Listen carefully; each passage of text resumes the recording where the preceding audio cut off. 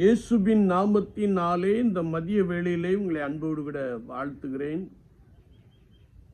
குயவனே என்ற நிகழ்வின் அடிப்படையிலே ஜெபத்தின் மேன்மையை குறித்து நாம் தியானித்துக் கொண்டே இருக்கிறோம்.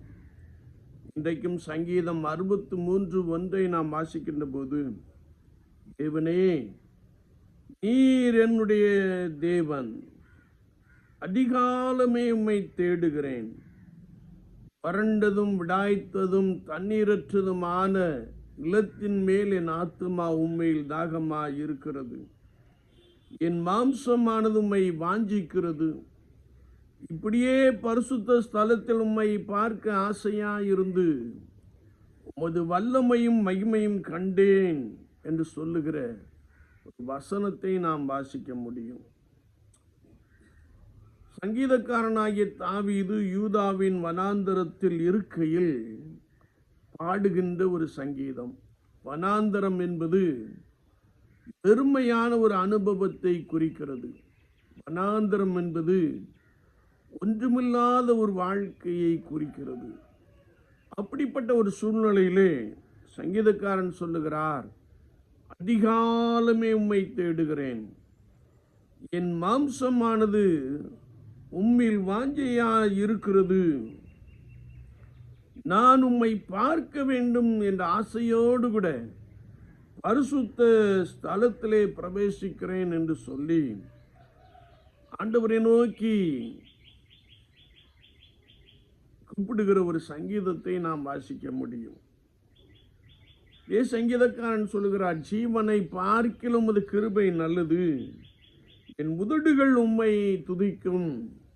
ராஜாமங்களில் உண்மை தியானிக்கிறேன் என்று சொல்லுகிறார்.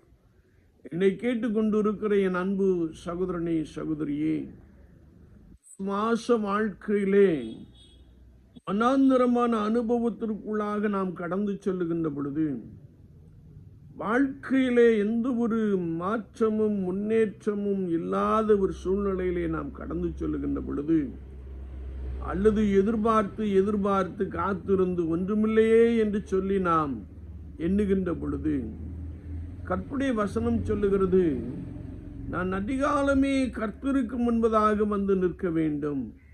மிகுந்த வாஞ்சையோடு கூட அவரை தேடுகின்ற பொழுது அவர் தம்மை நமக்கு வெளிப்படுத்த போதுமானவராக இருக்கிறார். அவருடைய வல்லமையும் மகிமையையும் நமக்குள்ளே காண்பிக்க அவர் போதுமானவராக இருக்கிறார் என்பதை குறித்து நீங்கள் ஒருபோதும் மறந்துவிட வேண்டாம்.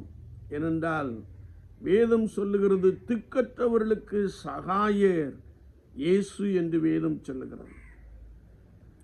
அவருடைய வாழ்க்கையிலே பலவிசை சோர்ந்து போன அனுபவத்திலே, வனாந்தரமான அனுபவத்திலே ஆண்டவர் ஒருவரே நமக்கு உதவி செய்கிறவர் என்பதை குறித்து சங்கீதக்காரன் மிக தெளிவாக சொல்லுகிறார்.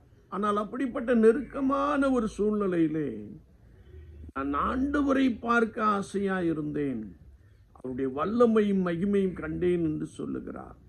என்னை கேட்டுக்கொண்டிருக்கிற என் அன்பு சகோதரனே, சகோதரியே, வனாந்தரமான அனுபவத்திலே ஆண்டவரை தேடுகின்ற பொழுது அவர் தம்மை உனக்கு காண்பிக்கிறார், தம்முடைய வல்லமையை காண்பிக்கிறார், தம்முடைய மகிமையை காண்பிக்கிறார் என்று வசனம் நமக்கு மிக ஆழமாக கற்றுக் கொடுக்கிறது. எனவே நீங்கள் சோர்ந்து போக வேண்டாம், நீங்கள் கவலைப்பட வேண்டாம்.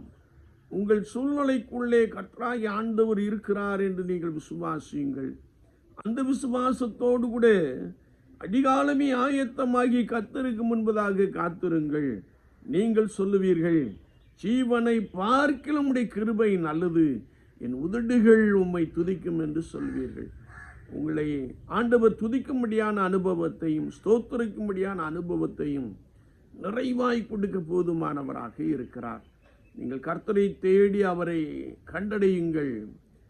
ஆண்டவர் உங்களுக்கு எல்லா ஆசீர்வாதத்தினாலும் நன்மையினாலும் நிரப்ப போதுமானவராக இருக்கிறார். உங்களுடைய வெறுமை நீங்கி போகும். ஆண்டவர் சந்தோஷத்தையும் மகிழ்ச்சியும் கொடுப்பார். ஆசீர்வாதத்தையும் சமாதானத்தையும் நிறைவாய் கொடுப்பாராக. ஆமீன், ஆமீன்.